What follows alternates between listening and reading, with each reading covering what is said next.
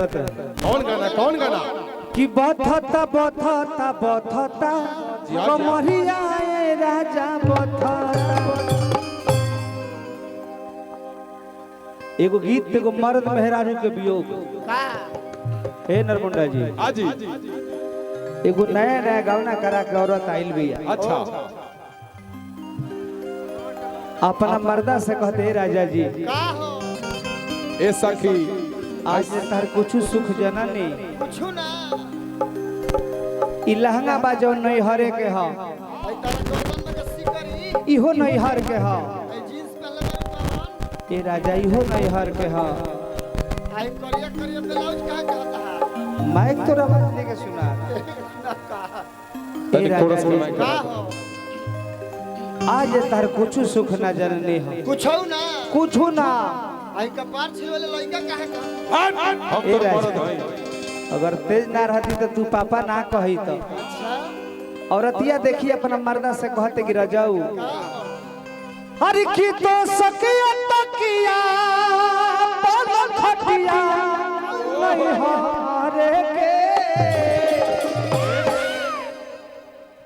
जौन तो सब सके लेके एल बन नहीं हारे के आज तार कुछ सुख हम जननी ना कुछ ना अरे की तो सखिया तकिया पलक खटिया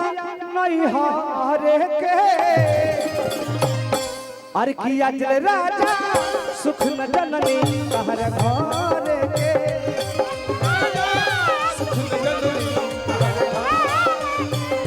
आज राजा सुख न जननी कहर घरे के तो सक तकिया पलक खटिया नहीं हारे के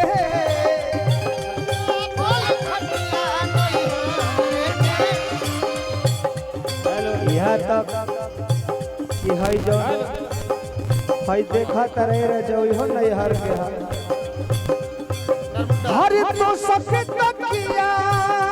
पलक खटिया नहीं हारे के अज राजा सुख न जननी कहर घरे के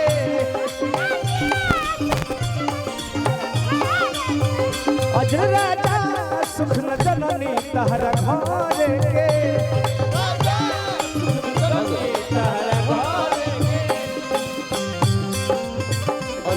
कविता मंजूरा भाई मंजूरा लिया कविता मंजूरा लिया ओ साथी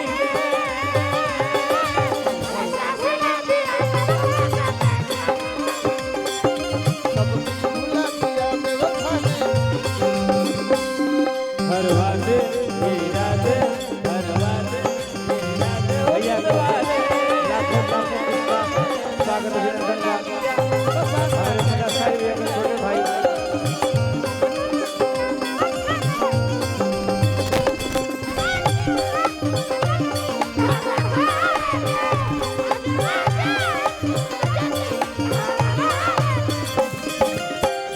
लाखों लाख रुपए पुरस्कार हमारे बड़का भैया सोनू जी के ओर से सोनू जी सरैया निवासी बनी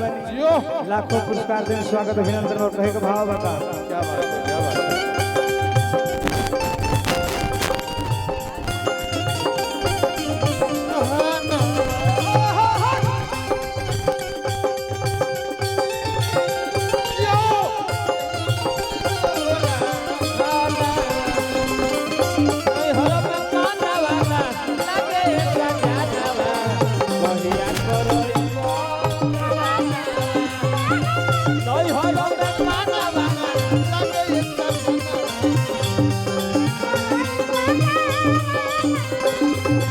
अमन जी सरैया हमारे भाई की ओर से लाखों लाख रुपए पुरस्कार स्वागत अभिनंदन और औरतिया कहते रजाऊ का हो जब कुछ मांग लेता अरे बोले लखीसिया के हो